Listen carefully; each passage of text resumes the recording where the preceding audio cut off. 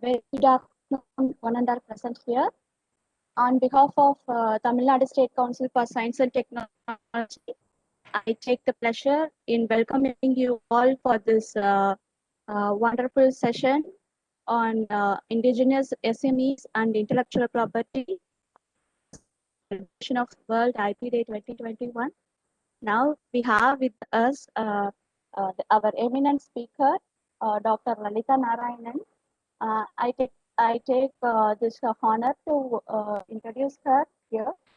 Professor Lalita began her career at GIPR in 1994. Trained in economics, her research focuses on issues around globalization, trade, and development. In the area of globalization, she focuses on issues relating to pharmaceutical patents and geographical indications. And she received a scholarship provided by Indian National Trust for Art and Cultural Heritage, New Delhi, to study the traditional knowledge, practices, and vulnerabilities associated with crafts in Gujarat. She has published a number of books and articles related to our geographical indications and related to PP cotton and all. And she has recently published a book titled Regional Products and Rural Livelihoods, a study on geographical indications from India, published by Oxford University Press. She has studied the Tamil Nadu government model of providing essential drugs and prepared health accounts for government of Gujarat for the year 2005 to 2006, mitigating the adverse impact of globalization on producer groups by emphasizing on adoption of production and labor standards is gaining rapid approval from among the big retailers in the agricultural supply chain. She was selected as a fellow of the Foundation Mason Days Sciences del Home, Paris, and Columbia University. She has visited n number of universities across the globe, being a visiting scholar at institutes like Institute of Industrial Relations, University of California, Berkeley, University of British Columbia, Vancouver, Mason Dell Sciences Home, and so on. The work which was on this globalization and public health in developing countries, published by her in the form of a book, Intellectual Property, Pharmaceuticals and Public Health, Access to Drugs in Developing Countries, co-edited with other authors. And on behalf of the council, it's a honor and a pleasure to have her here as our eminent speaker. Welcome, ma'am. Over to you. You can take up the session. Thank you. Good afternoon, everyone. Thank you, Gomti ma'am, for this opportunity, for inviting me to talk, and very many congratulations for organizing this event to celebrate the World Intellectual Property Day. And it is a very important day, but not many people are recognizing it, and that in the pandemic time, it just goes unnoticed. So hearty congratulations to you for taking this effort to organize this event. Yes, I noticed there is a mix of students and teachers in this session, isn't it? Yes, ma'am. We have a pool of faculty, students, scholars, entrepreneurs, as well as researchers. Okay, yeah. So that's wonderful. Yes, as you had told me, I have structured my talk around geographical indications and the small and medium enterprises. And in the next 45 minutes, probably what I would do is, I am going to be talking based on my research in this area. And I should tell you, yes, as you mentioned in this introduction, I have been looking at the intellectual property rights area for 2 decades now. Earlier, I was focusing on the patents and looking at the issue of access to medicine. But then when I was going through, I got an opportunity to teach at the National Institute of Pharmaceutical Education Research, where I was teaching this course on intellectual property for about 7, 8 years. So during that time, I was analyzing each of these intellectual property rights. And then, this geographical indications attracted and it fascinated me so much. It's because one is that it gives you a lot of scope to look at the associated issues in that. And for this main distinction, like when you are talking about patents or trademark, we are talking about a property that is held by one person, but whereas GI, it's a community property. So that's where my interest started, like how it is benefiting and what we should do to get the benefit out of this intellectual property. That's how I began my research. And in the next 40 minutes, I'll share my exposure and what I have learned during this course of research about different products. And I would like to make this session very interactive. So people, please feel free to stop me and ask. And I hail from Madras, so I speak Tamil also. So it would be great if to interact in Tamil as well. Yeah, I would just begin with the saying like, yes, when you are talking about the small and medium enterprises, the intellectual properties are an important asset for them, particularly when they are seeking funds from either from the capital market or from financial institutions. They have great value. So the number of IPs that you have, like particularly the patents or the very established trademarks, so this will come very handy for them to raise funds. And if you are talking about patents, like how many of them are in operation, like whether you can get milestone payments from them. So these factors are very important. But when at the same time, when you're talking about SMEs, they are very familiar, or at least after the 2000 onwards, so 2005 onwards, they are more familiar with the patents and trademarks, but GI is not very popular, I should say. But as I mentioned, GIs have a very good value as a marketing tool, and they have been very well utilized in the context of European nations and even the developing countries like Thailand, Vietnam, and the Indonesia. Like the Thailand, you would have heard of the jasmine rice. Indonesia, the coffee from Indonesia is very popular. So these are some of the developing countries and very comparable with India in terms of their focus on agriculture and tourism and all. So that's why I wanted to mention these the names of these countries, which are paying a lot of attention to geographical indications. So what is GI and what is the nature of these GIs? Again, important difference between GI and the others is that the GI, geographical indication, or Puriyal Ariguri in Tamil, it's a community intellectual property right. So anybody in that region, I'm not getting into the definition part as given in the TRIPS or as we are given in our acts. So it is there for you people to refer. To put it very simply, it is available for all those people, producers or farmers or others who are in that area and governed by that GI area. Whomsoever is there, they are eligible to claim this right, the GI tag, to use this GI tag. And legal protection for GI started in the Europe. With the various international agreements, it had started. Very recently, we have adopted after the TRIPS agreement. Otherwise, it was under the trademarks. We were looking at the whatever counterfeit products and other things were dealt under that. But if you talk about the prevalence of the place goods, this has been documented from Vedic literature onwards in India. Place goods means like if you are talking about the Kanjivaram sari, the Darjeeling tea, associated with that place. That's what GI is all about. So I just want to mention one example. So I was, I have a little bit of interest in Carnatic music, and one song caught my attention.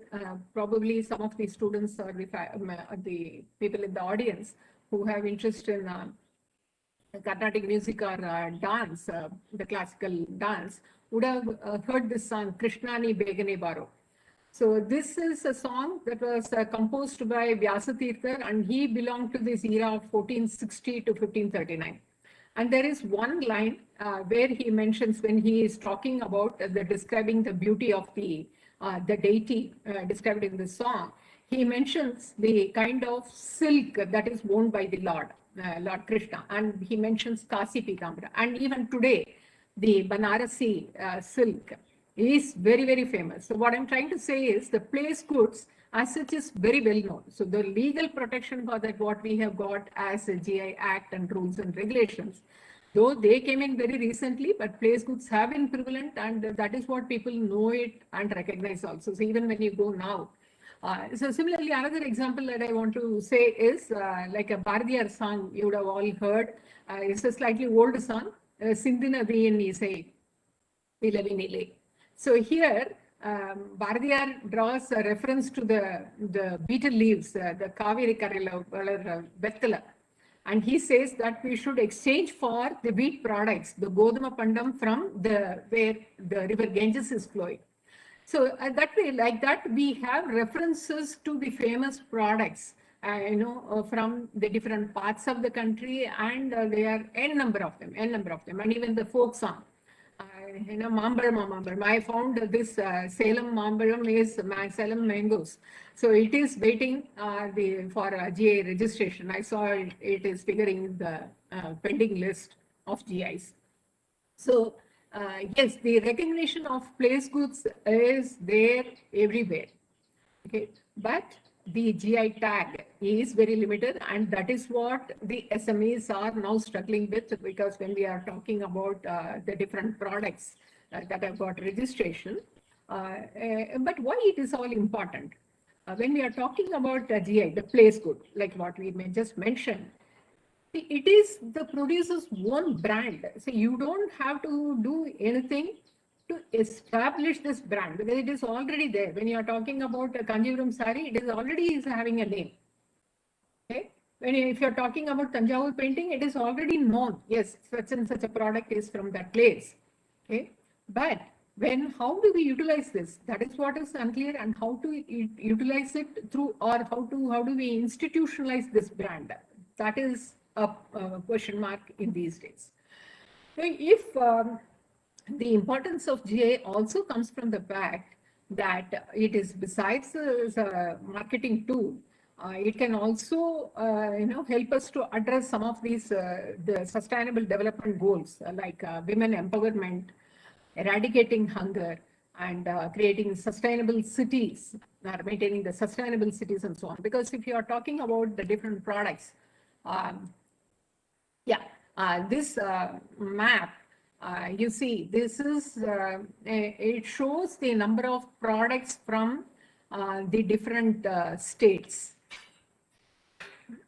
Is this clear for all of you, the map? Are you able to see the numbers? Yes, ma'am, very clear. Yes, great.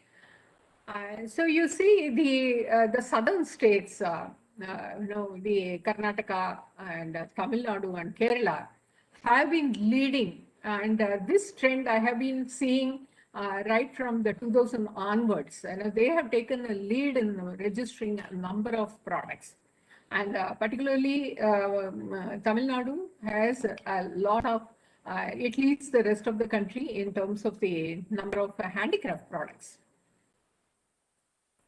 Yes, the geographical indications as we have adopted in India provides for protecting, unlike the European countries which protect mainly the agricultural products. Here in India, we protect the handicrafts, which include the textiles, the foodstuff, manufactured products, and the natural products. So if you, again, the Tamil Nadu, where I have highlighted in red, it has about 25 handicraft products and 7 agricultural products.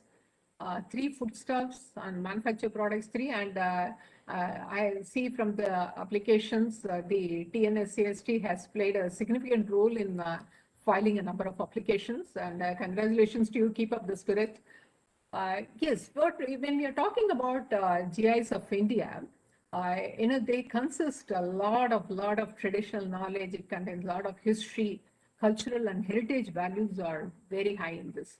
So when we are studying about GI, we understand a variety of aspects. The cultural aspect of it, the history, importance of climate, what are the natural resources that go up to make this product or help in maintaining the uniqueness, and what are the traditional practices and whether they are prevalent, and whether those traditional practices have some relevance and meaning in today's context, or how we should use them and how we should preserve them. All this we come to know. But when we are losing them, when we don't recognize them, we are passing a part of our history. A cultural erosion is taking place, and that is where registration of geographical indication is very, very important.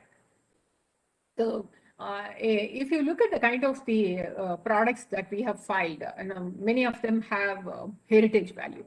So here we should encourage the producers to produce them so that there is some piece of history is still continuing, and we should have some efforts to bring them to the niche market. And another aspect that where GI plays a very important role is that when you are filing a GI application, as you all know, one of the requirement is the documentation of how it was produced and what is the connection it has with the history and how it is being produced now. And all these factors are there. So a proper documentation of that. And because it is a community, we are talking about a particular region where it is grown. So you know how a particular product has been produced and how it can be produced in the future and so on. The documentation is available for us. And some of the products that we have filed have more commercial value, and that is what I am going to focus on, drawing examples from different parts of the country. So why these GIs are important for the commercial values, and why they are important for these small and medium enterprises. So yes, when we are talking about GI, as again to repeat myself again and again, we are talking about product from a particular region where there are not one producer, there are several producers. Okay, and that is where this SMEs become very important, because most of the producers, be it the artisans or the handicraft products, the textile products, or the agricultural products, most of them are the small and medium enterprises. They are, sometimes it is just the one-man army, one artisan and his family, and family partly, some of them are working on that, and the younger generation is not involved. It's that kind of thing we are seeing. But of course, there are, in some products you find larger enterprises also involved, but majority of them, we can say 90% of it consists of the micro and small medium enterprises. That way, whether it is a handicraft or the agricultural or the manufactured product, we have seen that they provide a lot of direct and indirect employment opportunities. And I'll give you a case of, say, take an agricultural product like mango. So we have this direct employment opportunity for both male and female workers who are working in the farm, right from maintaining the orchards, like cleaning the garden and providing the fertilizers and other inputs, watering the plants and pruning the plants and so on, the direct employment, and then the harvesting. These are direct employment. And when you're talking about the indirect employment, what types of job opportunities are created? One is that, once the harvest is done, I'm talking about the post-harvest scenario, okay? So there is a lot of opportunity for transporting from one place to the another. There are pack houses established because, if you're talking about a product like mango, we are harvesting it before it is fully ripe. So they are maintained in the pack houses. So there is opportunity to build a pack house, maintain, there is a technology is involved in that. And if you are trading it in the agricultural product marketing committees, then there are market people who are involved there. There is an intermediary, and there are helpers, and there are packers. because when you are talking about fruit and how to pack it properly, if you are talking about selling it in the domestic market or in the export market, what kind of packing is needed, so manufacturers of cartons, tying ropes, and packing materials, different packing materials, because one fruit should not touch the other one when you are exporting it outside. So like that, the chain is long. And if you're talking about a value-added product, if you're pulp and juice manufacturers, the containers, and the several of those skilled workers who are employed there. Okay, so there is a kind of a long chain is involved in that. And imagine, that is why we call it as an economic asset. When you say GI is an economic asset for a particular region. Why? If you're talking about all these things, the indirect and direct employment opportunity, what I mentioned, if these are all happening within a particular area, look at how much of a multiplier effect it would create, through income, the other opportunities. So it's a sure candidate for rural development. Is this point clear? If anybody wants to ask some question, I can clarify anything. I'm sorry for the interruption. Yes, please. Actually, participants are muted by default. I would like to tell the participants that if they have any queries or if they want to have some clarifications, they can give the raising hand option so that we can let them unmute themselves. I just wanted to tell them. Yes, so that's done by you, isn't it, your end? Yes, yes, ma'am, yes. Yes, great. Okay. So, yes, any question at this point? Should I wait? Or should I continue? So far, there are no questions, ma'am. You may continue. Okay, great. So what contributes to the success of this small and medium enterprises which are engaged in the production of these products? I would say, from my experience of looking at both the handicraft products and the agricultural products. So handicraft products, I had an opportunity to look at the products from Tamil Nadu, Kerala, Andhra Pradesh, Karnataka, and here in Gujarat, the Kutch region. And for agricultural products, I have visited both Gujarat and Kerala and Maharashtra. So what I have clearly seen, one message that comes very clearly from the field is that if you're paying a lot of attention to the quality and the code of practices, and if you maintain the uniqueness, because when we are talking about the GI, we are saying it is from a particular region, okay? And why that region is very important? Because there is some natural resource, whether it is a river or a climatic condition or the skilled manpower or something which is engaged in the production of the product that is causing or providing that uniqueness. So when we say that this product is continuing, and the GIs are associated with history, but we are continuing the history. When we are talking about the production of that product in the present day, we are continuing the tradition, okay?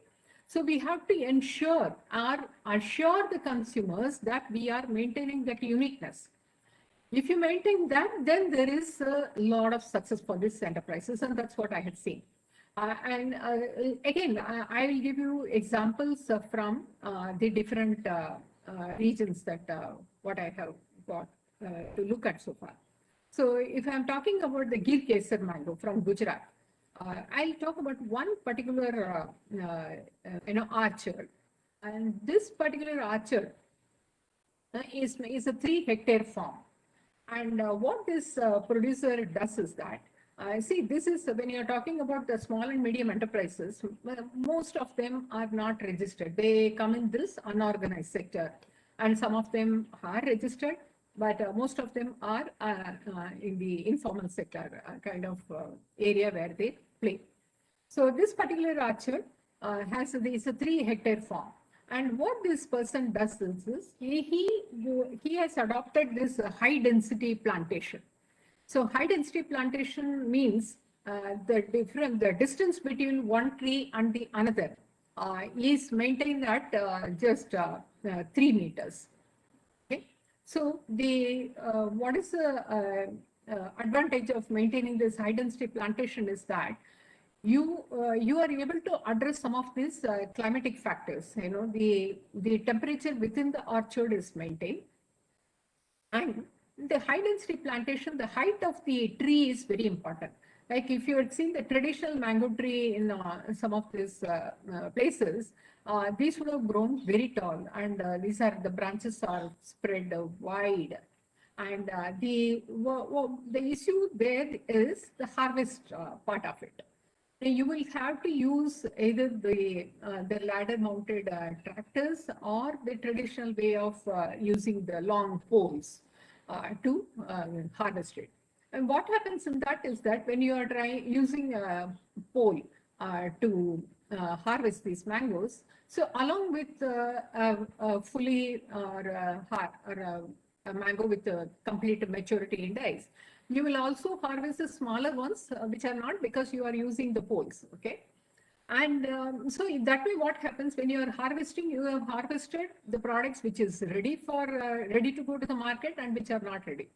So when these things are mixed and gone to the market, then obviously the price varies according to the different kind of the quality that we have got from the harvest.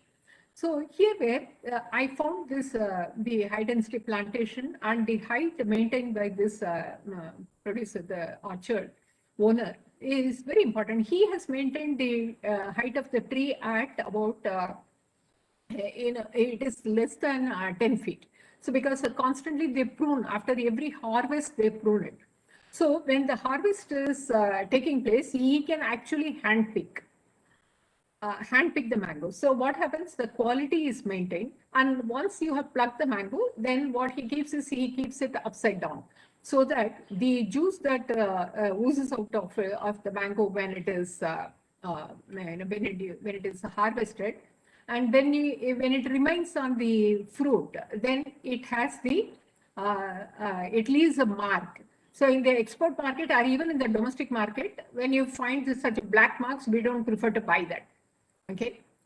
So, but when you leave the fruit upside down, then what happens is you are able to you are able to see that the product is very fresh and there is no kind of any marks in that, and it is very good in quality. Second, I'm not able your to. slide is not visible.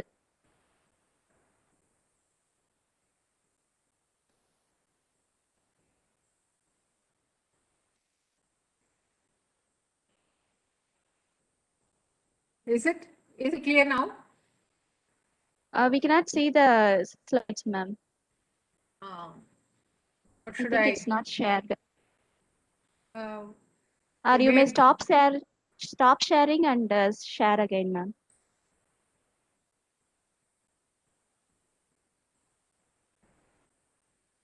is it coming now? Is it coming now? Ma'am. It's coming, ma'am. Okay. Is there any part of it should I repeat because you were not able to see that, or can I continue? You can continue, ma'am. Okay. So next, going to the another product, Ajrak prints. It is still not registered, but they are preparing to submit this application with the GI registry. Because the process is very long. When you enter this Ajrak area in Kutch, the leading artisan, what he has done is he has made a video of the entire procedure of how this Ajrak prints. You would have seen this. This is the typical indigo colored block prints that they make, and it is completely created using the vegetable dyes and mainly indigo colors, indigo color and block prints, hand block prints. And it's quite famous and quite expensive also. And so when they have displayed this video, when a consumer is buying that, so they become knowledgeable about, or they can observe what is the process that has gone. And so they get interested in buying. Yes, so this process is very unique. I want to buy that. And similarly, the Kutch embroidery and Kasuti embroidery. Kasuti embroidery is from Karnataka. What we had seen in this is the number of producers in this is almost dwindling by the day.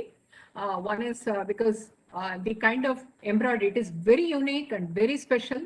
But the number of people who are doing it is very less. But when it was filed, the marketing aspect was not very successful because the people who were doing this, they were not able to maintain the kind of the quality of the embroidery, because the cloth, when you are doing it, the embroidery on which you make, so the cloth is not handled appropriately. So when it is sent, there are marks on the cloth.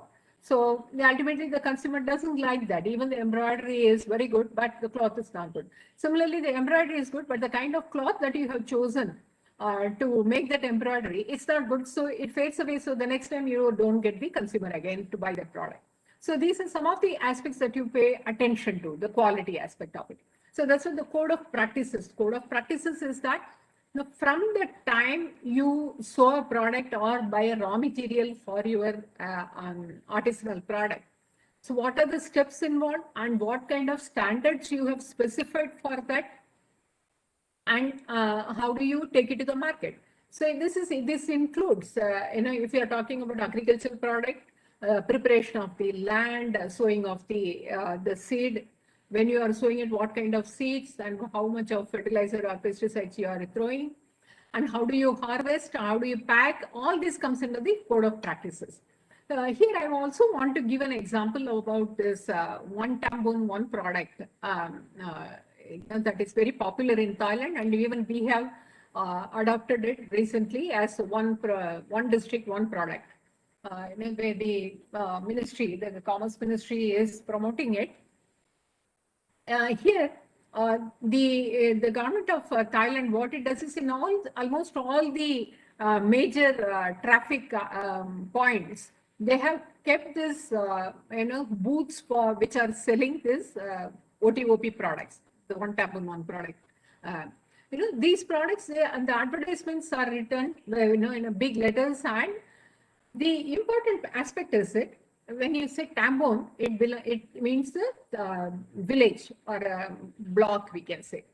So the one village or a taluka would have more than one product, but how they select is that if the entire village, if the entire the raw material and value addition, everything is coming from that particular place, and what is the kind of quality with which the producers are able to make that product, then they will assign stars. 5-star for a product means the product is very superior. Okay? And if it is 4 stars or 3 stars, then the government, through their the promotion of the small and medium enterprises, they will help the producers to move up to the 5-star. So, and there are, when they organize exhibitions very frequently for these OTOPs, okay, where there are nice write-ups about from which region it is coming and how it is produced in both English and in the Thai language. Remember, Thailand is, tourism plays a very big role in their economy. So when the tourists get attracted, when they look at how the product is when there is a write-up about it, when there are videos available, and so when they buy product, they know, yes, they are buying a product which is very rich in legacy, which is very rich in the kind of labor that is involved, the skills that are involved. So when you buy such product, you have pride. Yes, you are owning a particular piece, which is part of the heritage and culture. I should say the Kondapalli toys from Andhra. So very rich, and the artisans are extremely skilled. You should see the toys. When they create the eyes, they are very expressive. When you see the cow, the bullock cart is very famous, and the Savdhanam sets, again, they are very, very famous. When you see those, the eyes of those toys, you can actually see they are very expressive. They are almost like talking like. But when I was doing my research there, I wanted to buy many of them, and I did buy some of them. But the packing was a big issue. Because I wanted to buy it directly from the artisan.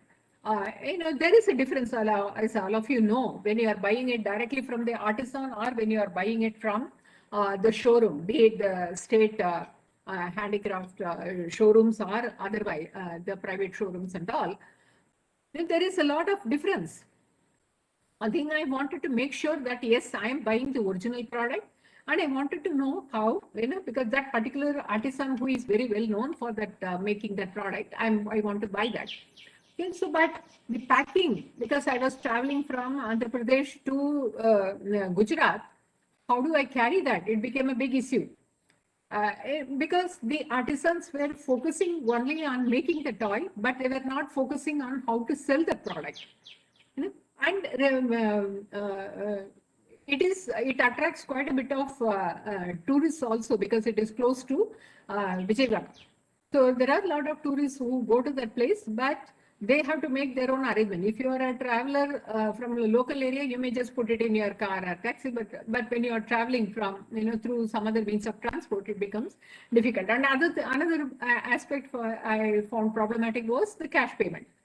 But now the digitalization has addressed the cash issues to a large extent, I should say, when you are buying a product from the artisans.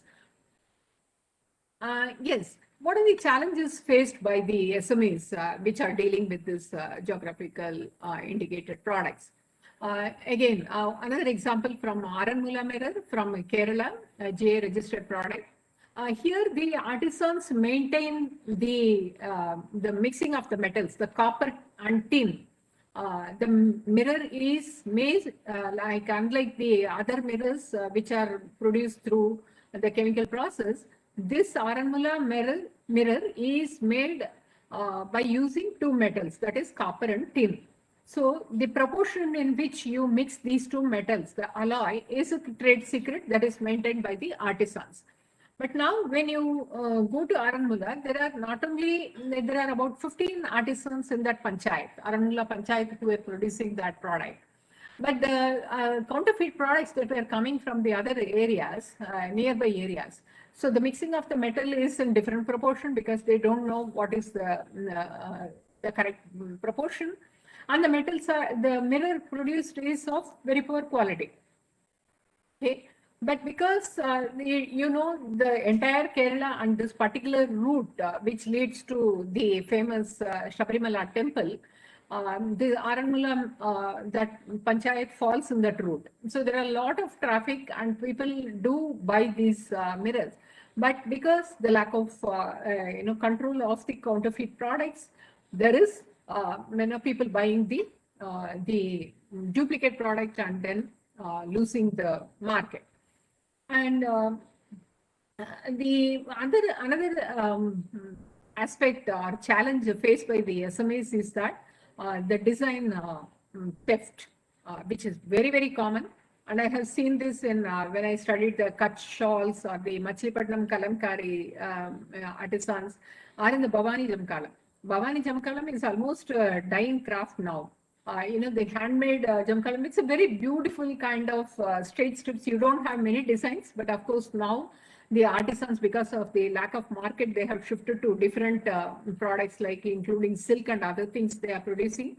I had visited this area, and now the pit looms, that's where the artisans used to weave this jamakalam. The biggest competition for this Bhavani Jamakalam is that from the machine producers, the machine weavers. And they sell at at a less price compared to the handloom Jamakalam, and then they have stolen the entire market. And the result is that this craft is now dying.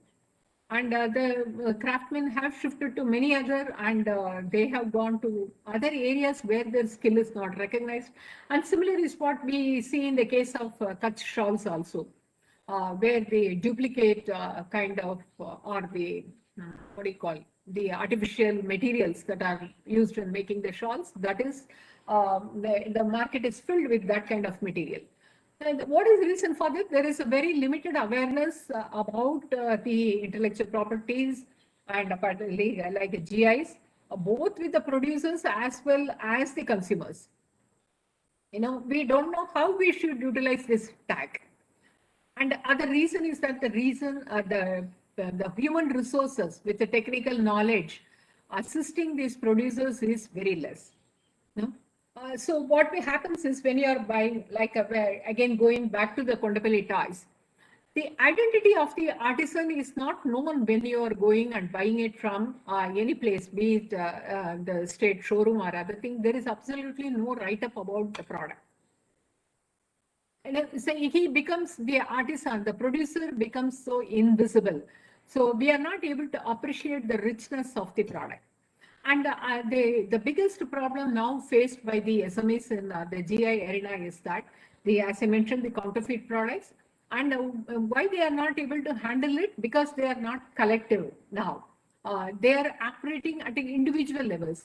See, for GI, what the law says is if you are finding the duplicate products in the market, who can take action? Only the authorized user. And who can become an authorized user? Anybody in the stakeholder, because our producer definition is quite long and it includes the producer, the traders, the dealers, everybody. So it is quite long. So all the stakeholders in the value chain can register themselves as authorized users. But in many products, this authorized users registration has not taken place. So there is no collective action that is happening.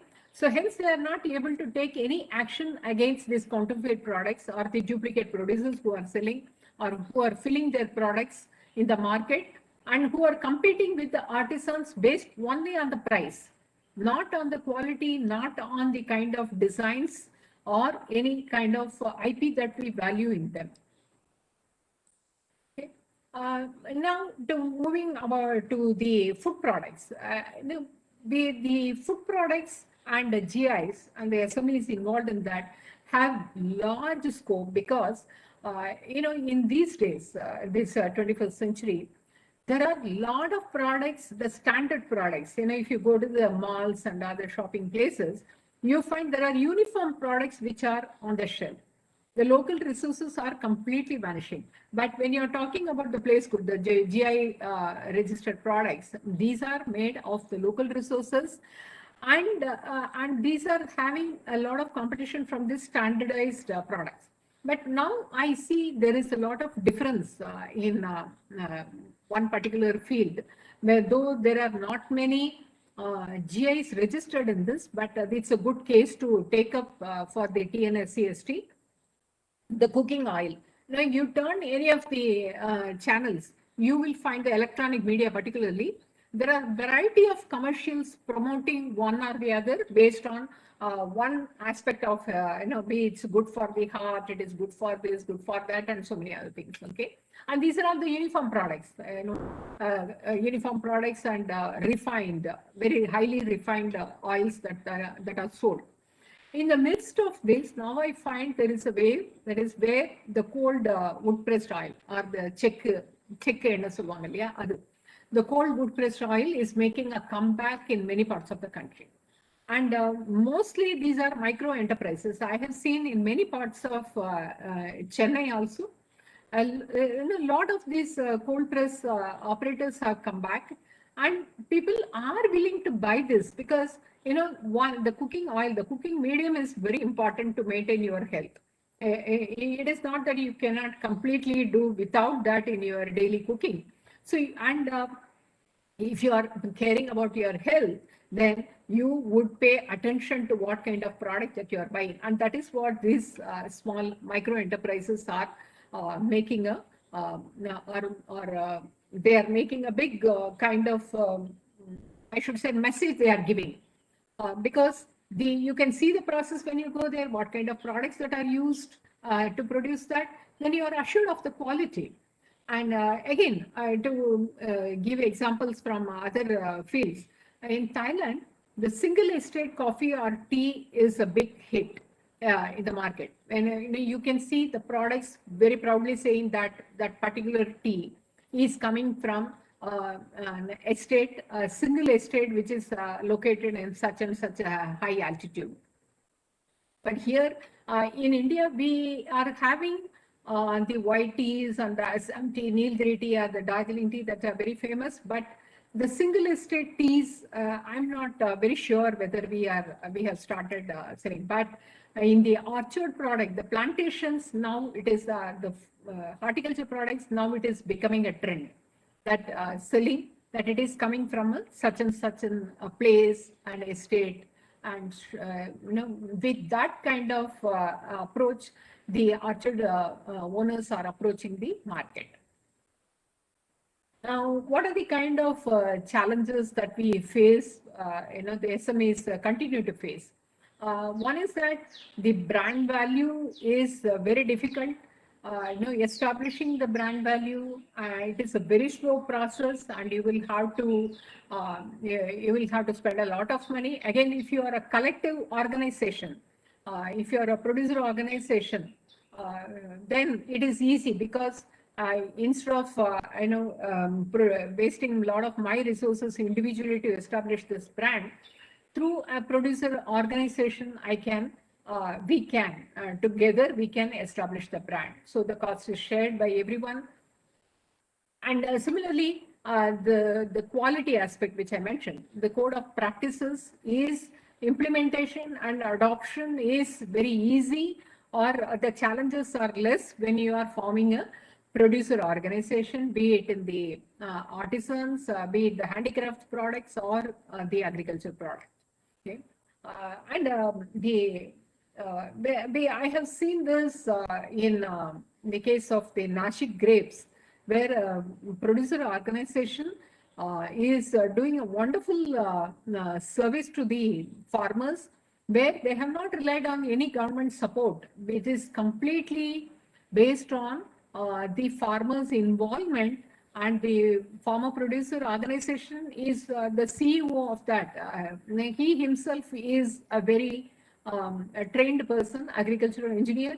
So he knows the kind of the standards that need to be followed, and the kind of technical help that needs to be provided to the farmers, and ensure that the products, each grape bunch coming from that, the different farmer groups, is of uniform size, shape, and taste, everything. The traceability is maintained. See, when we are talking about agricultural products like mango, or grapes, or pepper, or cashew, the farmers use pesticides. So we can't blame them, because the climate change is such that the warmer climate attracts a lot of pests. So the farmers have to use some pesticide. But when you use it in excessive, that becomes a negative aspect. You cannot sell it. Pesticide residues become an aspect for the exporters to reject, the importers to reject your product. So you need to maintain the product quality. So how the product quality can be maintained? When you have maintained your code of practices. The code of practices says that you can use only such and such A or B of pesticide, and A and B only 10 ml or 20 ml, and besides that you cannot use. And how much of gap should be there between one application and the second application, and a complete no, that you cannot spray anything 20 days before the harvest of grapes, because in the sunlight, all the chemicals that remain, they get erased completely. And in the case of mangoes, you don't irrigate the orchard before the harvest, because when you irrigate the orchard, again, I think it has gone. Are you able to see my slide? No, ma'am, just a moment ago it went. Yeah, now you're able to see? Yes.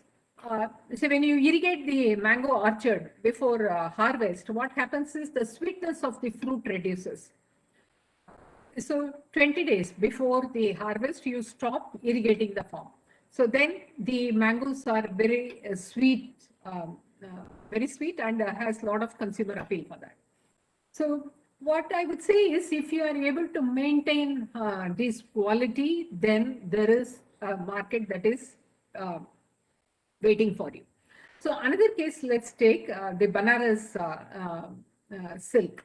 The Banaras weavers are in a very sorry state of affairs, because they are having a huge competition from very many places, including the artificial silk Ma'am, sorry producers. to interrupt.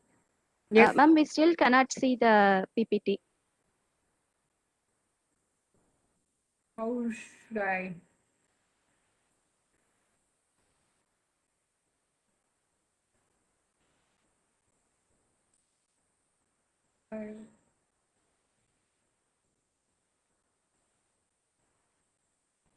I'm not sure how I'm going to do that. Can you assist me? Yes, ma'am. Just give me a moment, ma'am. Yeah, I'm not very sure how it went out because I shared the slide and then it was appearing and suddenly it went out. Ma'am, I have made you presenter again. Can you share it Mhm. again, ma'am? Try it now. Yes. Is it Yes, coming? ma'am. Yes, ma'am. It's coming now. Yeah. Anyway, I'm towards the end of my presentation, so it should be Yes, okay. ma'am. It's not full screen. Yes, ma'am. It's coming now. Yes. Yes.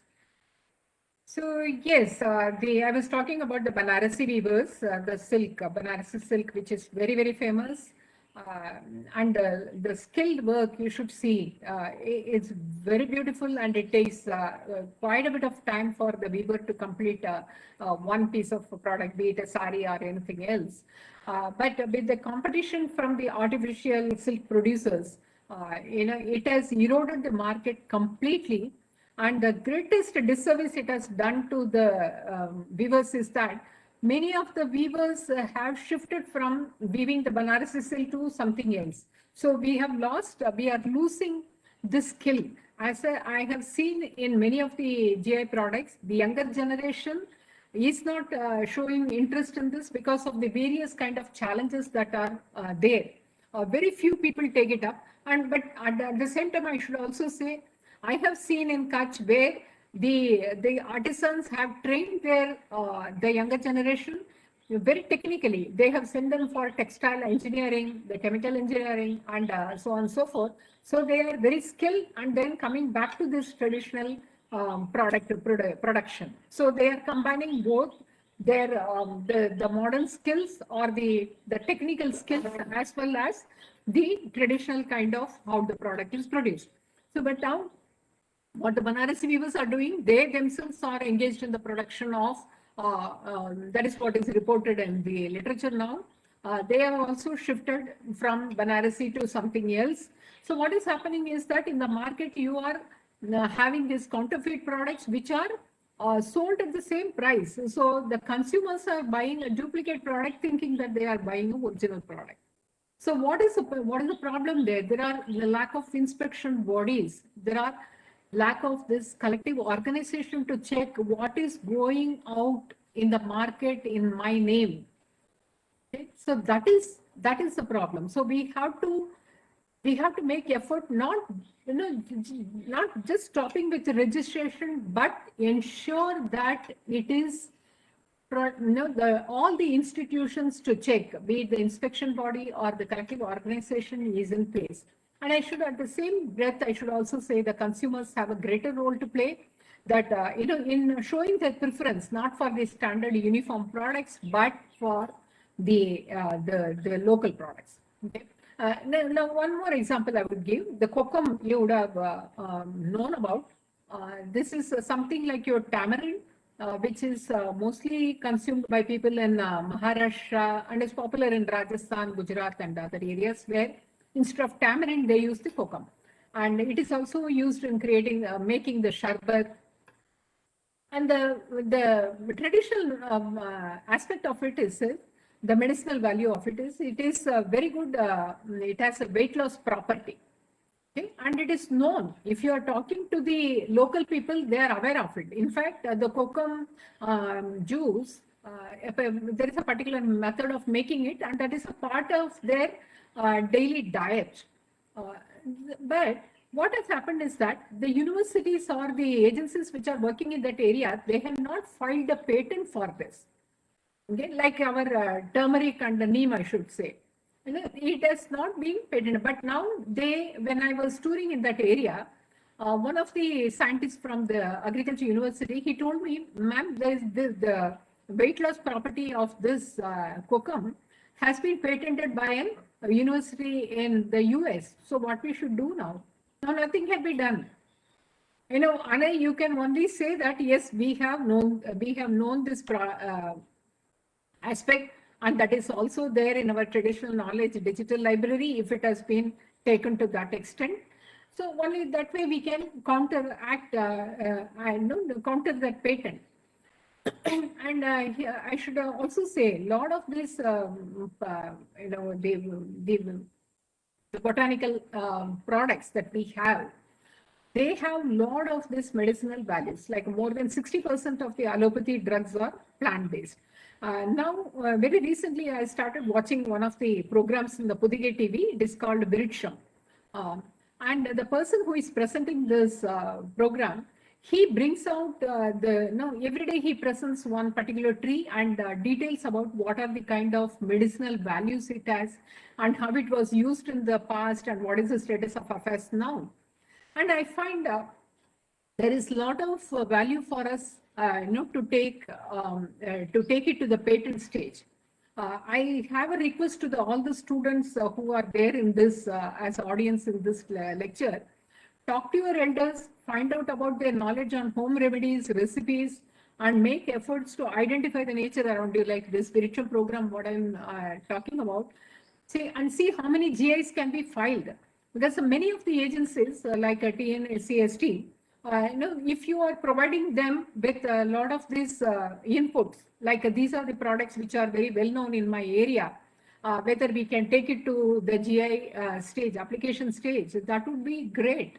Because compared to the size of the country, we have only 370 products. The map that I showed, and there I did not mention anything about the numbers. I just showed you that 36 products and 40 products. Given the type of the traditional knowledge that Tamil Nadu has or the different parts of the country has, we have filed only 40 products so far. Is it sufficient? Totally for the country as a whole, it's only 340. Why? Because we are not aware of the traditional knowledge around us. So let us take this effort to go around, find out about these products, take it to the filing stage, and stop not with just filing the application, but take it to the market so that the producers who are producing that have some marketable return. So that will be a greatest help that we will do to the small and micro enterprises that are engaged in the production. And another aspect involved in when you are doing this search of this, what is patentable and other thing, or whether GIs can be filed or whether a patent can be filed from such a from an idea, what you gain in 2-3 respects. One is that if you are already looking for to patent your research, you would know whether the patent has already been there, whether it is prevalent as a traditional knowledge or something else, or at least it would tell you how much of research has gone in that particular field and how much more research you should do or where you should focus your attention on. Okay, so that way you would gain a lot. So please take this message.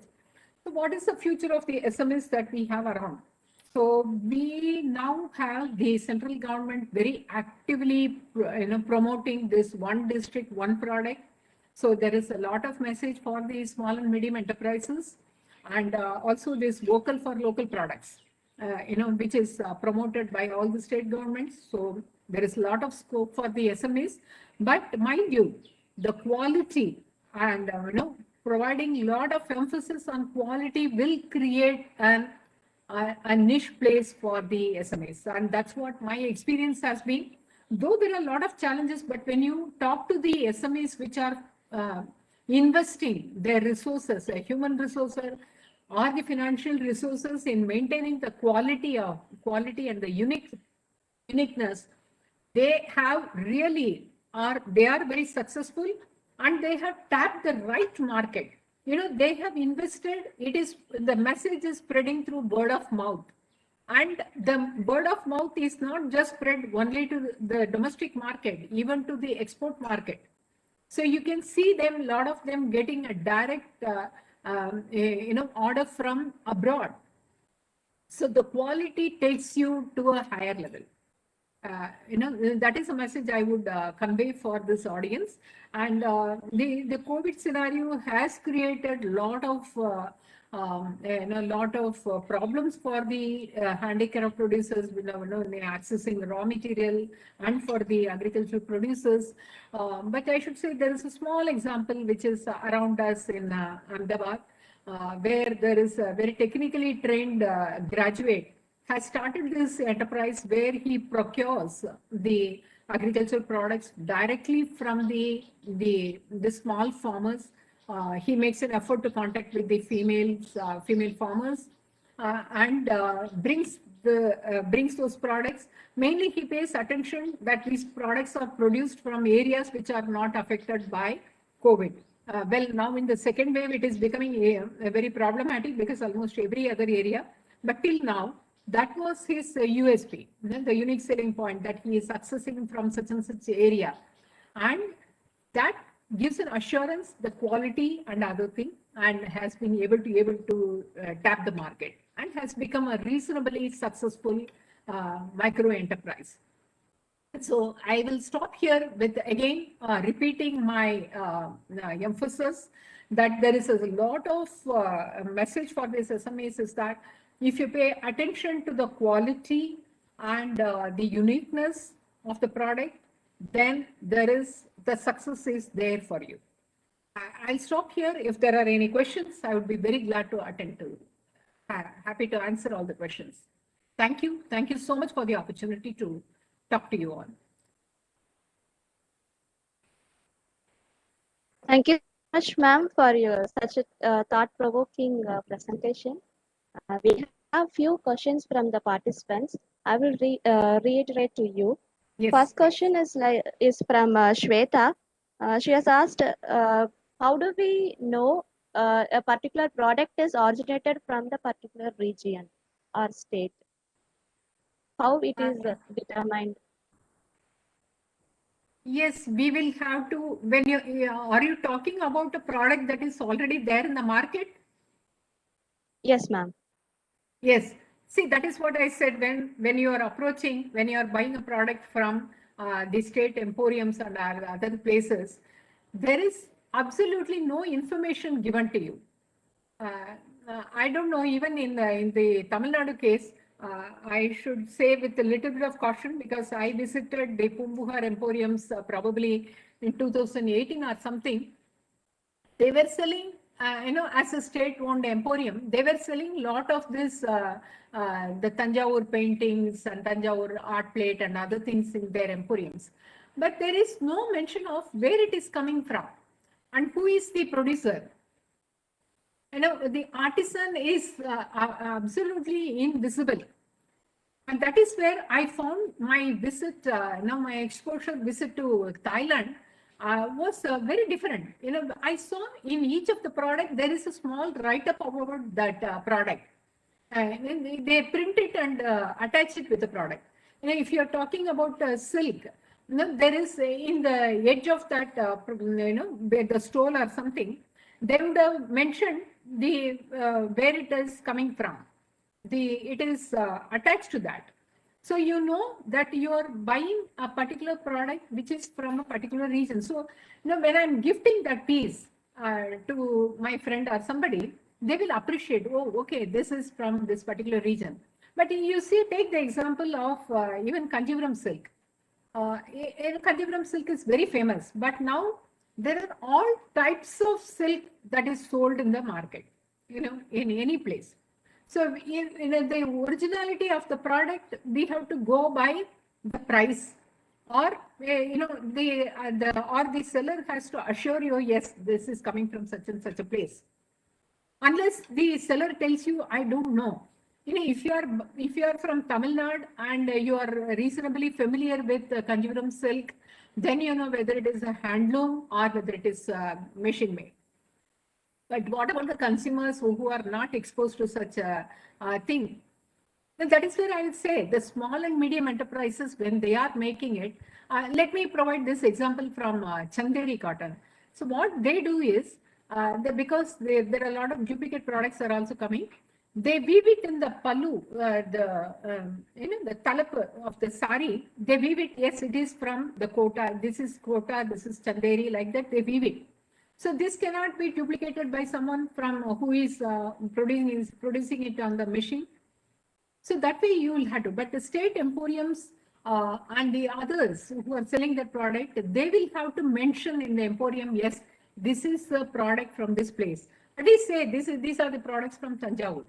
So when people from other places are coming to buy that, they will have some knowledge about what they are buying.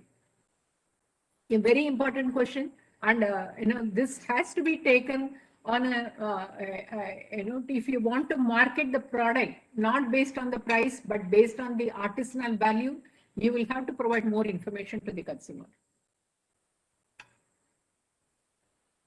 Yes, ma'am. Like you rightly mentioned that we are lagging behind in the promotional activities of GI products.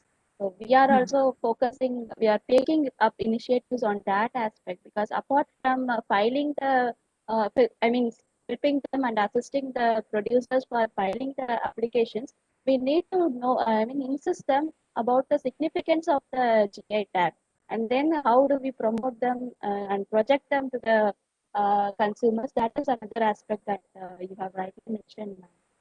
Yes, otherwise the Another consumers, question. they don't know what they are buying. Yes, please. Yes, ma'am.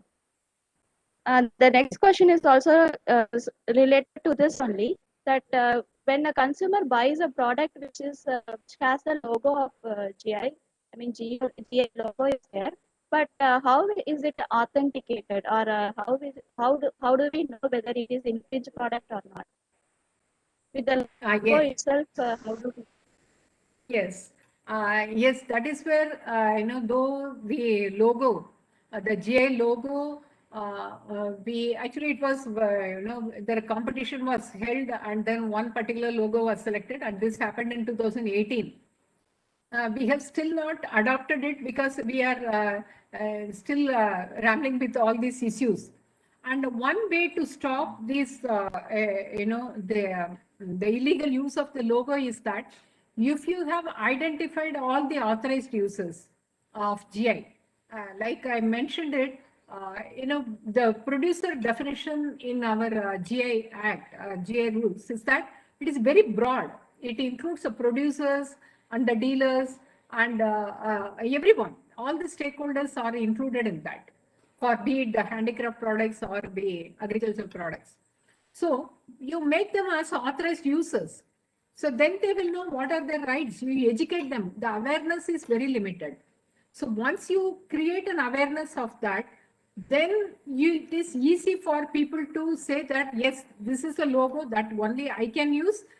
Somebody is using, but he is not an authorized user. He is not a member of my cooperative society selling this particular handloom. So how can he use it? He will take up the issue.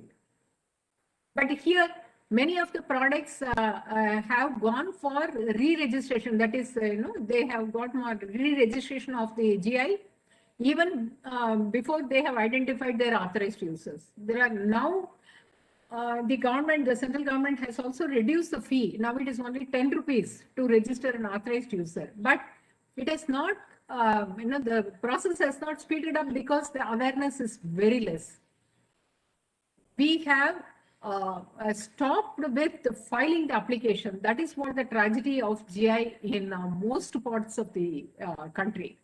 Many people have taken initiative, but a few have taken up, because there is a big tussle. Who should take this initiative? Should the government be taking the initiative, or it is the producer who should take the initiative? Because that is where I would say, because when we are talking about the producers, we are talking about the micro, small, medium enterprises who don't have the wherewithal, to launch the product. So you will have to help them to form a producer organization. So here, because it is an economic asset, we are talking about heritage value, cultural value, the government will have to be involved in this. A government has a larger role in promotion.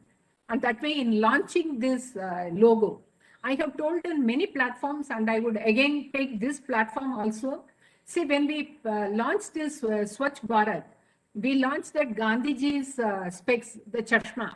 And that is when you see the Gandhiji's chashma, you can recognize associated with the Swachh Bharat program. So similarly, if you launch the GI logo, consumers should associate it with the quality and the uniqueness coming from a particular region. This message has to go. So the government has to promote this logo and say that these are the people who can use this logo. If this message is going, then the consumers would know, yes, these are the people who are selling this product. And if the logo is there, then I can buy this product. Yes, ma'am. That was wonderful explanation.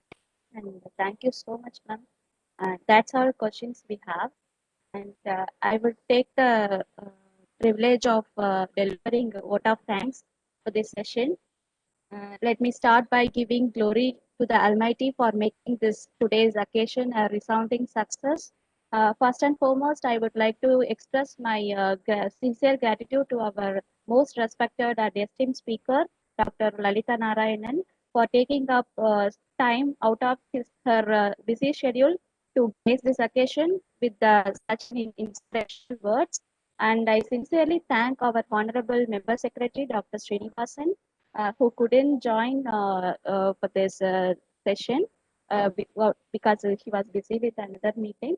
And he has been the source of inspiration and motivation for taking such a vibrant initiative for the successful conduct of the 3 days program. I am grateful to Dr. Ramanan, Scientific Officer, TNSCST, for providing his constant support and valuable guidance in coordinating the webinar to make it such a successful one. I extend my thanks to Ms. Hema, Project Scientist, Patent Information Center, Tamil Nadu State Council for Science and Technology, and all my colleagues for their contribution in technical support for this event. Last but not least, I would like to express my deep sense of gratitude to all the participants for their active participation, and we expect your continued involvement in all our future endeavors. And here I would like to mention that all the participants, and I would like you to spread the word that we have our patent information center which is facilitating you in all kinds of IP services, especially patents, designs, trademarks, and GI. For GI, we collaborate with institutions, educational institutions, and then we approach the producers as well as manufacturers, and in linking them together, coordinating with them for piling, as well as now we are taking up the initiative to promote the GI products as Madam has very well insisted. And thank you so much, one and all. And I wish you a happy day ahead. And we drop, you may fill the feedback form, which is in the chat box. And our contact details are also dropped in the chat box. You may contact us anytime for any kind of queries. Thank you all. Thank you, madam, once again. Yeah, thank you so much for giving me this opportunity and for the questions. I'm very glad I was going through the application, the GI applications. You are playing a very good role. Please do that, and please also help the producers to launch their product and let them know so that they get the economic returns from their product. And they continue to produce that. Otherwise, as I mentioned, we are losing a part of history and heritage. So yes, thank you so much. And I would be very glad to get in touch with any of the participants if they want to have any clarification or if they want to interact with me more. Please do share my email ID with them. Be glad to interact with them more. And I would be very glad to assist in case TNSC ST requires any kind of involvement from my side. I would be very glad to do that. Thank you so much. Yes, definitely, ma'am. Definitely. Thank you. Thank you. And all of you be safe, be healthy. Thank you so much.